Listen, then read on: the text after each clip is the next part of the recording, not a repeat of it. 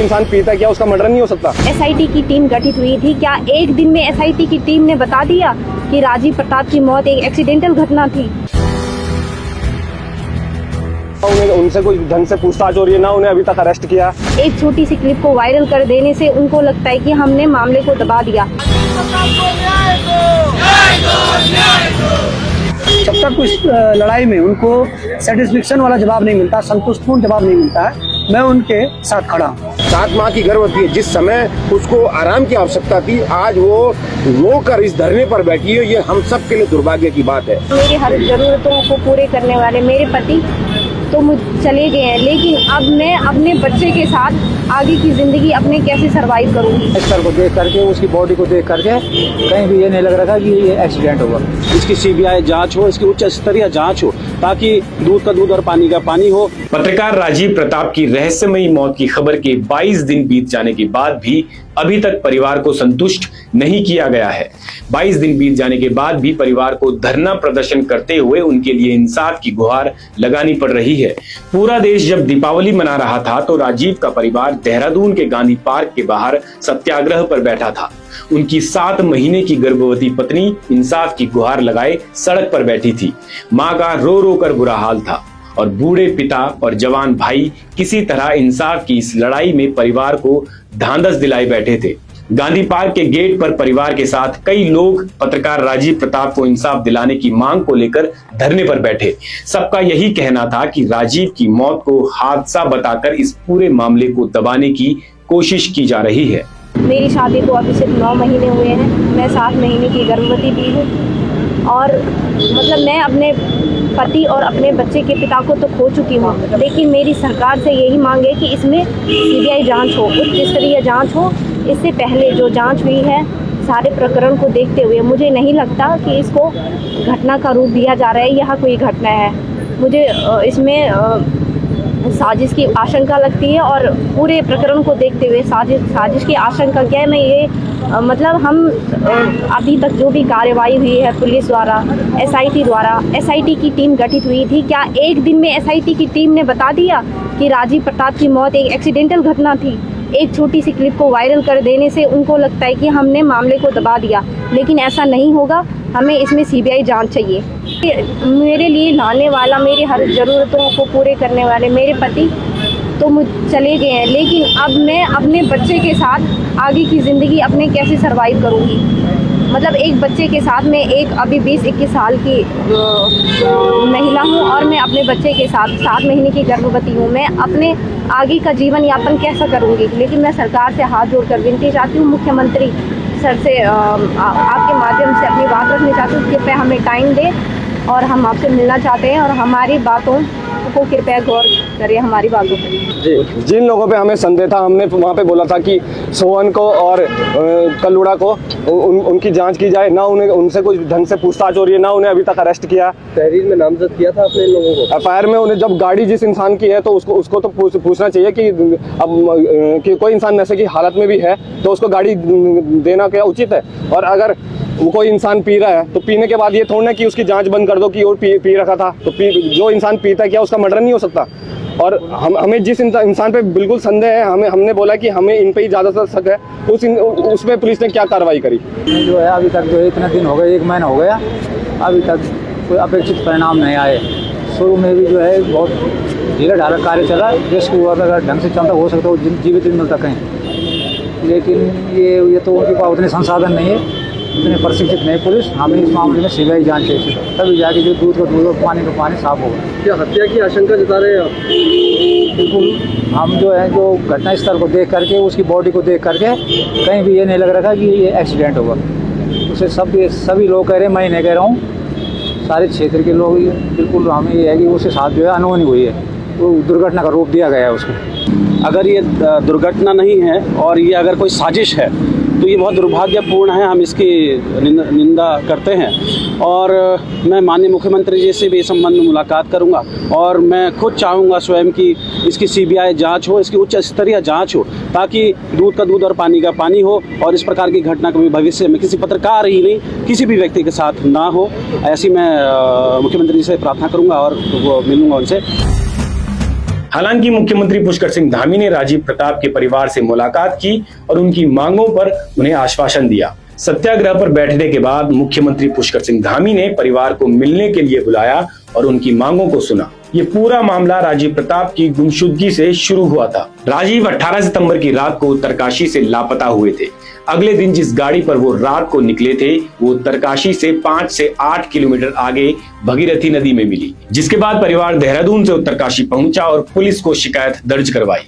परिवार ने बताया कि राजीव को खबरें दिखाने की वजह से जान से मारने की धमकियां मिल रही थी, जिसके बाद पुलिस ने राजीव की तलाश शुरू की तो पूरे 10 दिन के बाद 28 सितंबर को राजीव का शव उत्तरकाशी के जोशियाड़ा बैराज के पास से मिला। एक निडर और निर्भीक पत्रकार की मौत से प्रदेश में और पूरे देश में हाहाकार मच गया। मुख्यमंत्री पुष्कर सिंह धामी के निर्देश पर 1 अक्टूबर को स्पेशल जांच टीम गठित की गई। कांग्रेस के बड़े नेता और नेता प्रतिपक्ष राहुल गांधी ने राजीव प्रताप की मौत की निष्पक्ष जांच की मांग करते हुए बीजेपी सरकार पर निशाना साधा, जिसके बाद एसआईटी ने एक दिन के बाद ही 3 अक्टूबर को राजीव की मौत को हादसा बताते हुए रिपोर्ट पेश की। एसआईटी की रिपोर्ट में बताया गया कि राजीव ने हादसे के वक्त शराब पी थी और उनकी मौत एक्सीडेंट से हुई थी, जिसकी पुष्टि पोस्टमार्टम रिपोर्ट ने भी की है। पुलिस ने कुछ सीसीटीवी फुटेज भी जारी की है जिसमें राजीव नशे में दिख रहे हैं और गलत साइड से गाड़ी दौड़ाते हुए भी दिख रहे हैं। अब यहां से पुलिस ने इस पूरे मामले को ड्रिंक एंड ड्राइव का बताया और कहा कि परिवार के अन्य संदेह और शिकायतों पर भी कार्रवाई की जाएगी, लेकिन ऐसा होता हुआ नहीं दिखा। परिवार ने बताया कि एसआईटी ने जांच के लिए उनसे कोई भी पूछताछ या संपर्क नहीं किया। यहां तक कि अपनी रिपोर्ट सौंपने के बाद भी एसआईटी ने परिवार से एक बार भी संपर्क नहीं किया। परिवार ने बताया कि एसआईटी ने राजीव को मिलने वाली धमकी के बारे में भी उनसे कोई भी बातचीत या फिर पूछताछ नहीं की। परिवार के मन में कई सारे ऐसे सवाल हैं जिनकी वजह से वो राजीव की मौत को हादसा मानने को तैयार ही नहीं है।